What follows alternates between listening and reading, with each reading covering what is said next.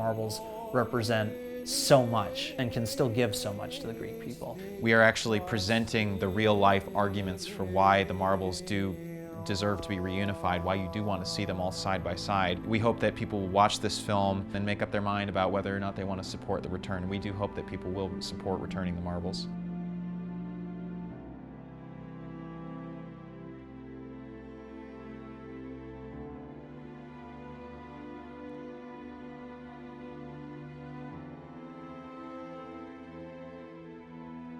We've seen that there is a continued frustration that true justice isn't being served. It's time for a change. It's time to bring the marbles home.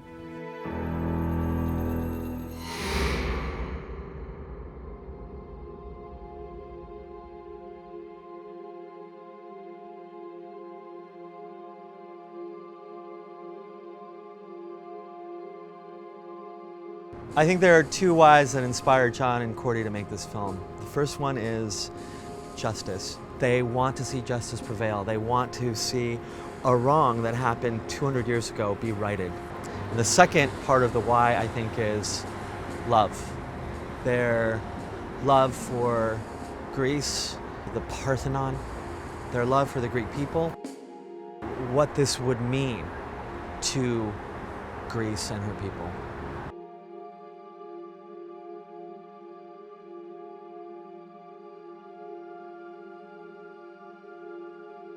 They were super organized, and what I liked about it was that they also had the passion and the enthusiasm, and that you get when you're beginning your career. The other thing I also noticed, which I enjoyed, was they had the whole film in their mind and were very organized in how they wanted the film to look and what they wanted the scenes to come out to be. And most of the time, first-time directors don't know that.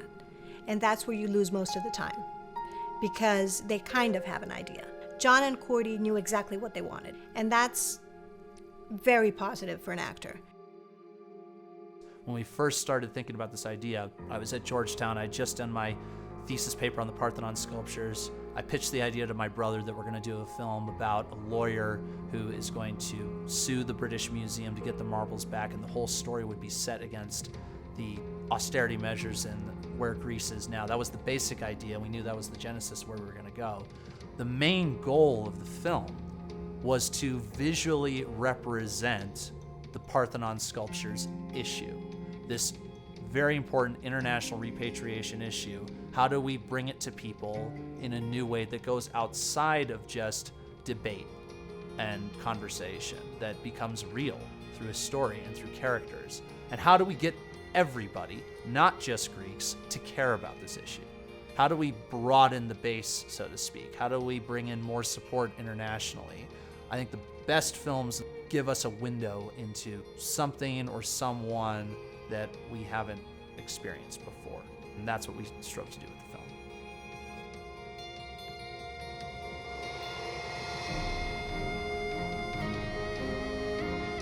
This deposition will be over. Do I need to remind you that you are here under subpoena and you must answer me? Someone needs to stand up for Greece, make the case for her, like the one who fights in the first line. Here we go. We're going to get it on this one, guys. Sound rolling. Camera roll. 46-3. Take 3. Basti, put it out!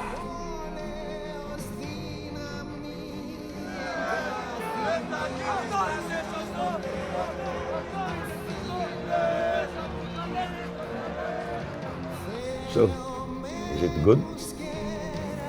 Justice is what the people want. And it is what I want. It was a great ordeal, and it took a lot of effort and passion to make it happen. I would do it again, right now. It was a journey, and it was a beautiful journey. So it's fallen to us. I'd say it's about time that someone took a stand for true justice.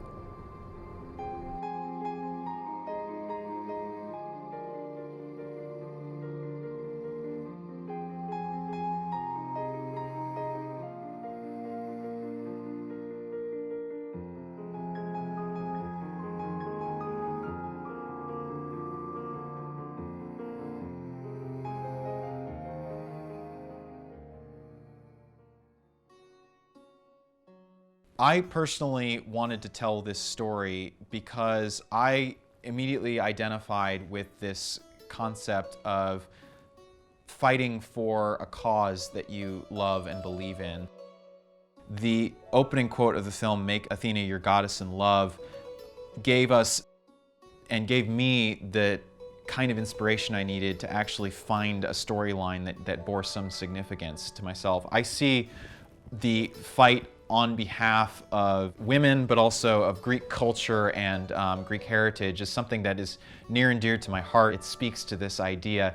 I was immediately drawn to that, and I really wanted to make sure that that story came through the relationship of our characters. We have a man who is returning to Greece to follow his dream of being a successful lawyer, and he's met with his counterpart who is wanting to have the marbles returned for a whole deeper set of reasons that are personal to her. Until he recognizes those reasons, he doesn't have the kind of passion and inspiration that he needs to carry himself to the next level, to actually do something great. And it goes into a responsibility, doing one's duty. Andrea feels like he's doing his duty to his city and to his country by fighting this fight. Things that he thought he believed in didn't pan out. Things that he thought would happen don't happen. So he goes through a journey of self-discovery. Something groundbreaking happens to his mission. It's the first time where he doesn't get what he wants. And in the midst of that, he starts looking around at everything that's going on around him.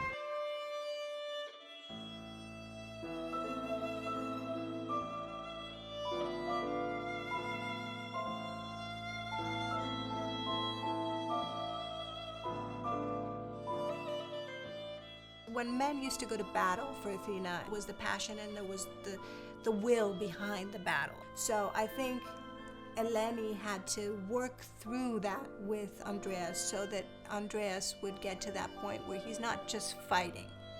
It's his passion as it is hers. The wrong needs to be made right.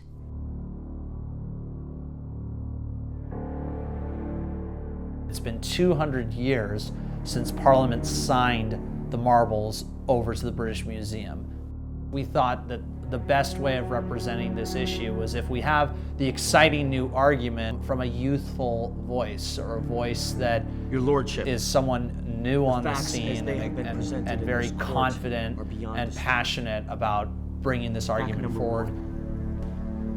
the letter of permission is a miktub and not a firm. Contrasted with those who have been around the issues of art repatriation for a while and are confident in the way they handle this kind of case law.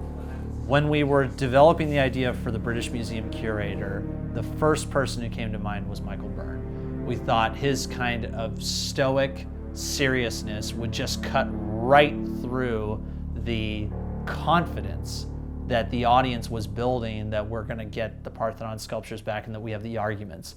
The second Michael Byrne comes up on the screen, we get this feeling like this is a force to be reckoned with, and this is not going to be easy. From none other than the highest authority of the Ottoman Empire.